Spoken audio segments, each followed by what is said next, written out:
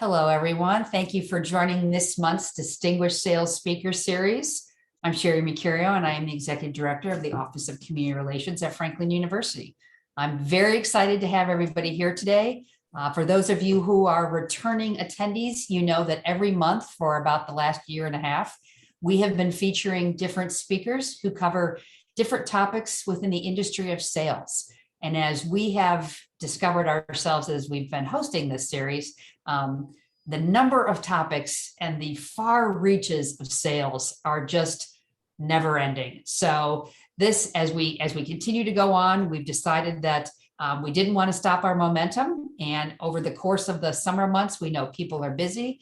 So we wanted to bring you an on-demand resource. And so this month, as part of our summer podcast, we are featuring Matt Backiewicz. So thank you, Matt. Welcome. Thanks, Sherry. I'm excited to have Matt here. Absolutely. I'm excited to have Matt here today because not only is he the founder and CEO of, and I'm always saying this wrong, Apatha Group? No, Apatha Group. Apatha Group. My apologies. No, all good. Matt is also someone that I've known for a long time and who is on our sales education advisory group. And we have him on that group, as you'll see from this podcast, because he has a great depth of experience, especially in the area of sales. He's got some insights. And as we were just chatting before this, when you start to talk to Matt about sales, he gets very passionate and you'll find that he just has a lot of ideas. So I'm so excited to have him on today.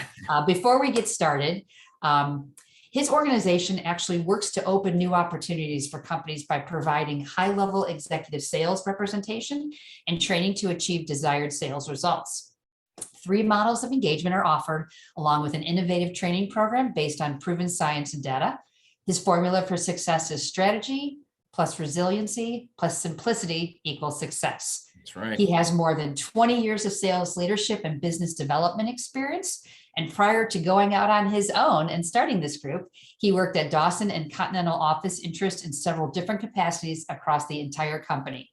Matt also worked for Advantage Training Systems, selling to large corporate entities across the country.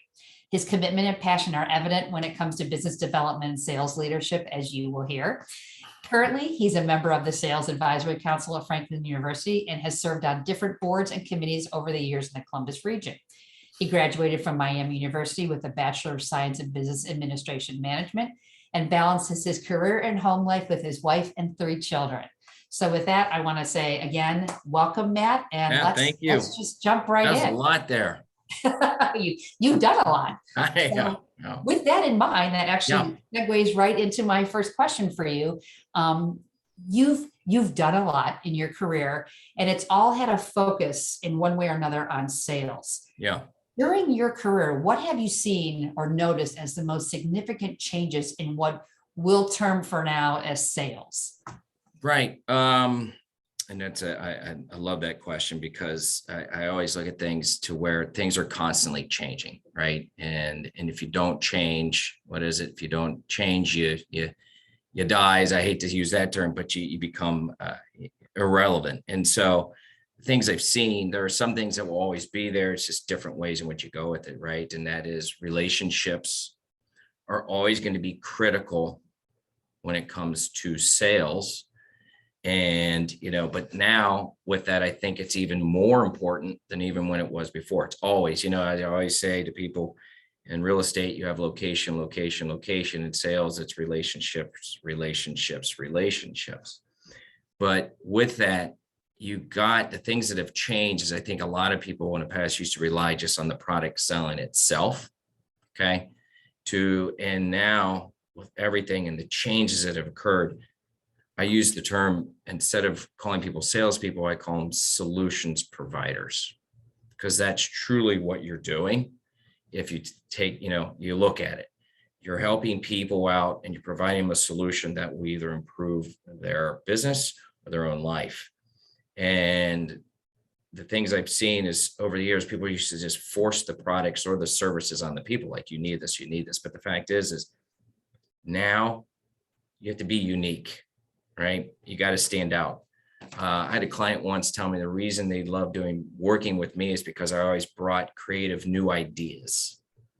And that's, you have to be constantly changing out and looking for the solutions for your client. And sometimes it may not be your own product, but something that can help them out as well, to where you can connect dots with others. But I think people used to just rely on the product themselves and thinking that it would sell itself. And now it's not that. You got to bring value. You can't waste their time. Time is one thing we don't used to always say, never enough time. If anything, that is that is part of the now. There is not enough time. We're being hit with so many different things, social media, there's so much distractions out there. So when you do get their time, you got to get to the point, be specific, and understand them and their company, right? To where, what are their problems? And you got to ask tons and tons of questions. So if I can insert myself here for a moment, I think what I'm hearing is sales has gone from that, here's what I have, and you need to buy it. And it's so wonderful. Right. You're just going to say yes to. Yeah. You might not even realize that what I bring to the table for you is a partnership in problem solving. And by being able to know who this person is, it's not just going in and cold calling, but knowing who they are and what their situation is, you bring a value that they might not even realize exists. And that is to be able to partner and collaborate, to understand how to solve a problem they might not even realize defined in the way you can answer it. That's a great way of putting it. And the thing is, you do lead them down that path, right, to where they understand it and to where they understand what their needs are. And that's through asking the right questions, right? Yes or no, really diving in and then listening to their pain points. And sometimes your solution may not be the right one at that time, but you need to make them aware of it, and not being so forceful either and desperate in selling. It's a matter of just being confident with what you're selling and also knowing that this can help them out. And that's the other key thing is, I always say this, you can have the best salesperson, but if the product or service isn't good, they're not going to be successful. So you got to believe in that product and service that you're providing to them. And once you believe in that, then you'll lead them down. And it's such a powerful thing to watch when someone believes in it and you're actually going to help them out.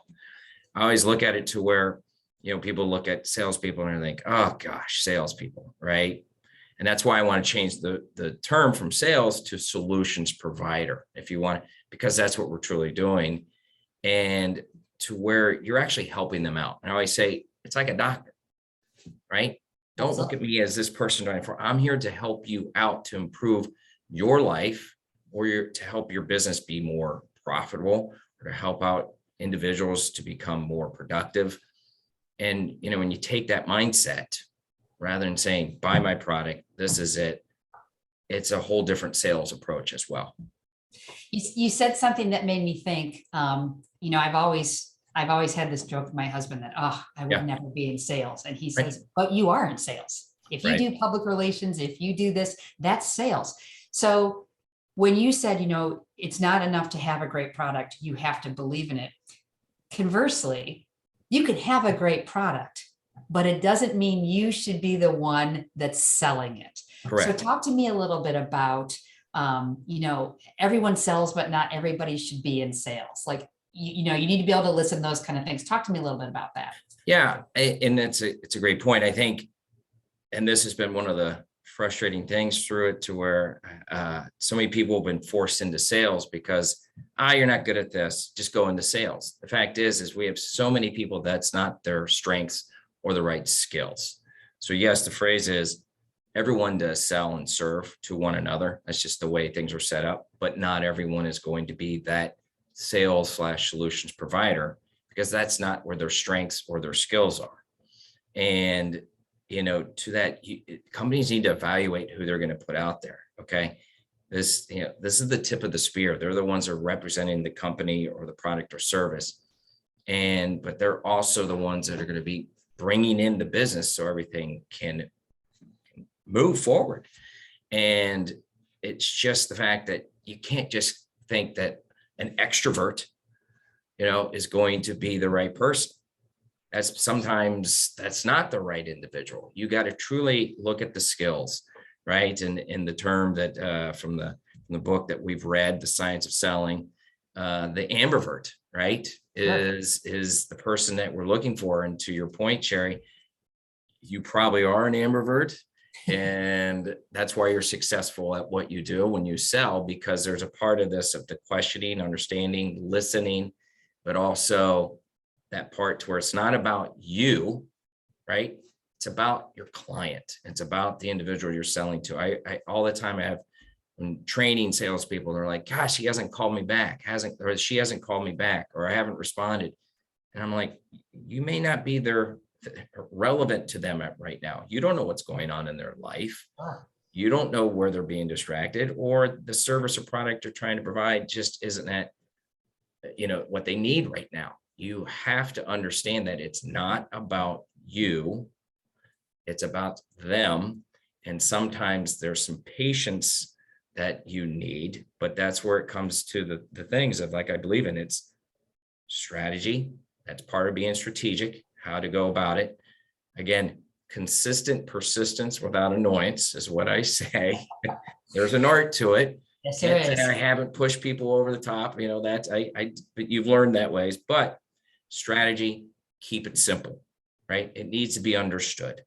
It has to be understood by them on a basic level. I always say, where there's gray, someone's making a lot of money and it's not making sense and it causes confusion. And then you got to be resilient. Sometimes it's not, it's going to take a long time to get in front of those people, or maybe they're not interested. How do you find it to get in front of them, to bring that value, to let them understand that this is the right solution? Okay. And you just can't give up. Now, there are some times in which you focus, there's some people might say, well, you're not going to always go after the ones when they're saying no. That's true, right? Got to be smart. But sometimes there's a cycle, and sometimes people just don't understand what they need, and there's a process to it. So with that in mind, you're taking me down another pathway that I'm thinking about. When we talk about the strategy, again, it's not, I have this widget, I'm going to show up at your door, you need to buy 500 of them, I'll get out of your life. It's a strategy. And there are so many tools that are now available, from the pre-work you do before you even reach out to somebody, understanding. I mean, while the internet can be a pain, it's also allowed us to have a lot of insight to help us before we actually meet somebody. How has all of that, along with the collaboration and becoming this solution provider, changed leadership? So as you look at strategy on selling your product, how has that change impacted leadership? Well, and this is why I'm so glad to be part of what we're doing at Franklin, right? With the Leadership Council and moving forward with the program and being able to provide the training and credentials. And, it's so important, because how many times I can tell you, when I first got hired in sales, I was hired on a Wednesday and I started on a Saturday. Okay. And literally my training was just talk to people. There was no training. They just relied and said, and I was selling homes. I'll never forget it. Oh my gosh. Oh yeah. Didn't know anything about homes. That was another, that was even more entertaining in itself. But training is so important. So why don't we train solutions providers? Why don't we train salespeople so that they have the skills? Because there is a science behind it, and it is really important. And it goes back to what I said. Everyone just says, oh, you're going to be a great salesperson. They're not. They may be talkative, but maybe they're too loquacious, right? Like sometimes you got to sometimes just listen, right? But that's the part, is I look at it, the future leaders, to hit on with this, of our companies are going to come from the sales side. And that's part of the change as well. So not only do we have to train people to become these leaders and to be able to strategically and to sell properly to the clients, because that is totally changed, right? Mm-hmm. But also now the new leaders that are going to be in charge of our companies are going to come from the sales side, because time is no longer on your side. You have to think fast. And most salespeople think fast. You can't be complacent. Okay, people always laugh, and a quote came from someone I worked with that good salespeople are paranoid. Um, I fall into that because I'm always worried about losing or a competitor, right? Winning, or you got to keep the funnel full, and that is so true because you can lose a client tomorrow, right? So you got to have a sense of paranoia. You can't just sit back and just, oh, it's going to be great. And now I think those are some good traits, not paranoid to the point of driving you crazy, but the point that it's going to consistently push you to become better, to change, to come up with new ideas, to be agile, act fast, but also if it doesn't work, then you fail fast, right? Just learn from it. And another thing, this is another term, not to get off on it, but it's called psychological safety. Mhm. And that's a term, and I think it needs to be used. Most companies, and some companies are better at others, but this, in the past, if you came with a bad idea and sent it in a meeting, people would look like, what's wrong with that? But Jeff Bezos is a person that wants ideas, wants new creativity, because he knows from maybe a silly something it said, it might lead to another discussion. Absolutely. So there's all that change, but I mean it. This is an exciting time to adapt to it. And with that, new leaders will come from the sales side because I believe they have the skills that are needed to run these companies moving forward. And again, I always compare it to sports. Look at college football. Look at football. Offense wins championships. Absolutely. Not defense. You need a good defense, but offense is where you need to be.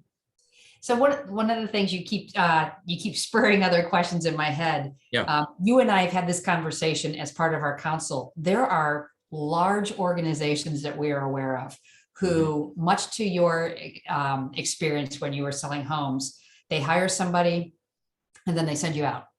And Right. They may do a lot of product training, but they don't do sales training. Right. So what is your advice as you have looked at your own career, dealing with clients, as you look at folks investing in the sales side of things, and as more and more folks who sort of grew up, if you will, in the sales part of their career and are now leaders, what is your advice as it relates to training in sales as opposed to just training in product knowledge? Yeah, I think, as I've always said, it's not about you, it's about the client. Okay. It's not about your product. They don't want to hear that. They want to know, how can you help me? And they want to know, I always say this, put yourself on the other side. If you were, on their shoes, do you want someone forcing a product down your throat, telling you need this, or this is all the me? I mean, how many conversations have you been in? Like, all that person did was talk about themselves. Okay.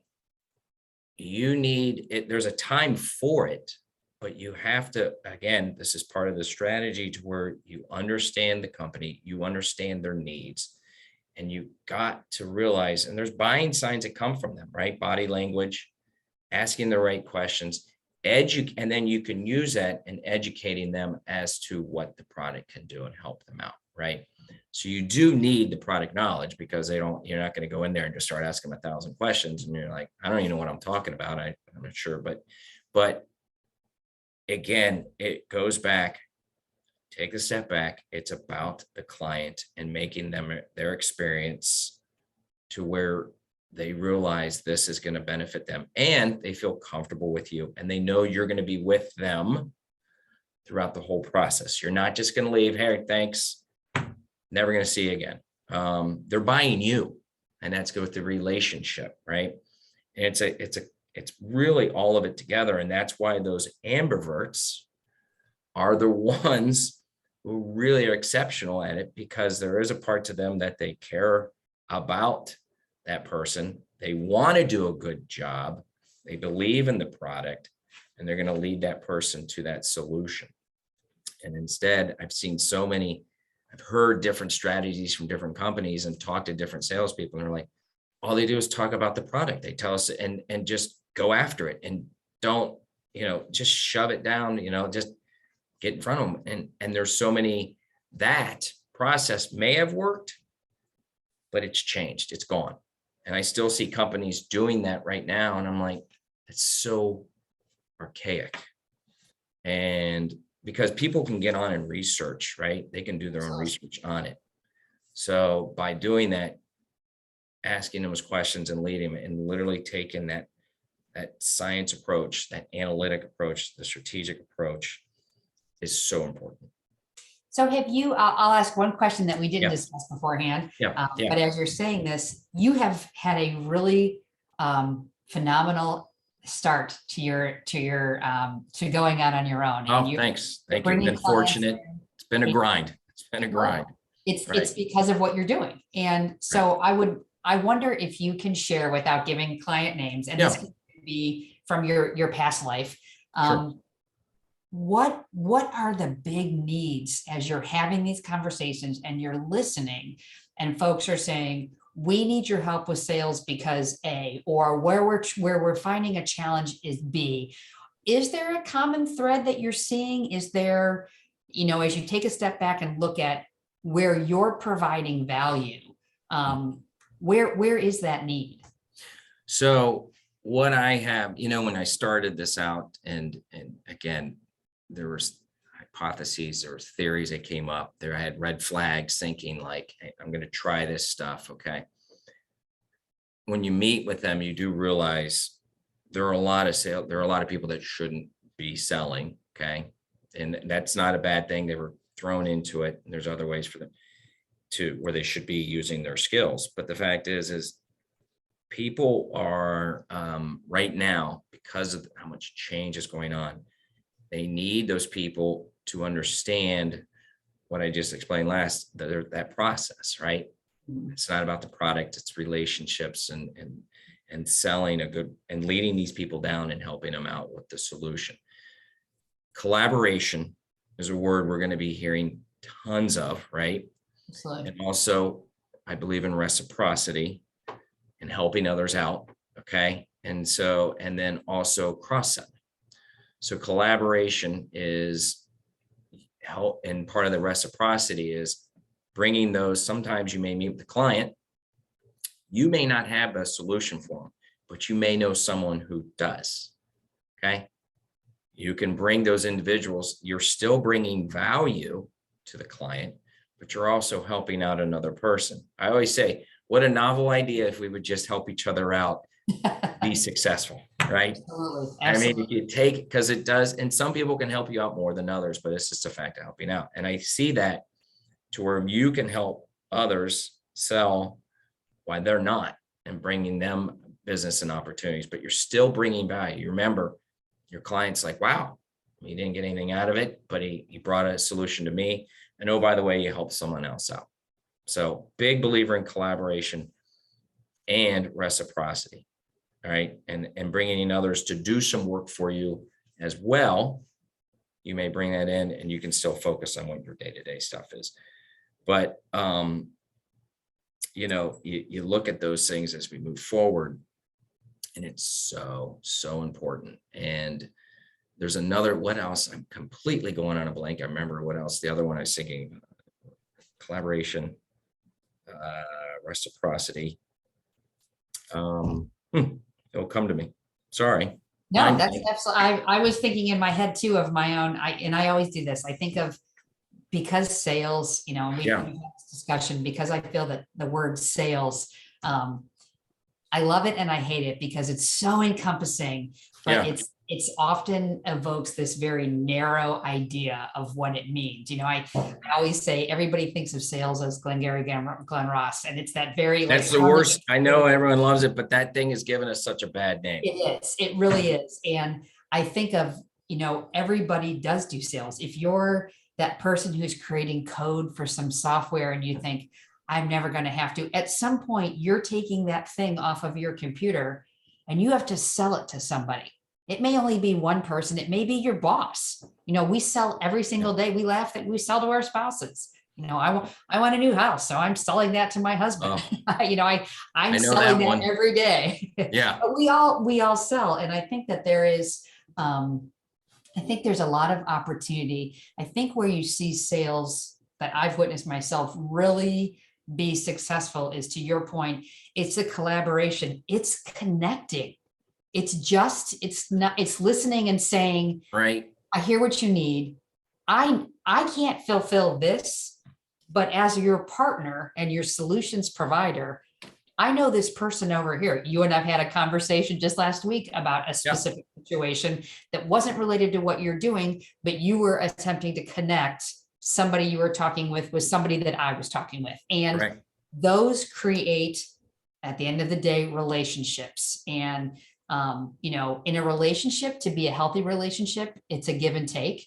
And when you're selling, it's a give and take. So I think that as I think about everything you've said today, it really does come down to that connecting, the relationship, and it's connecting not only other people, but if you truly connect with somebody, you better understand what they need. And by better, I mean more effectively, but also you need to.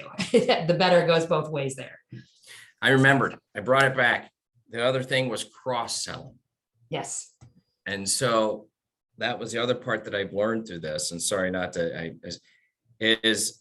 I represent different products and companies.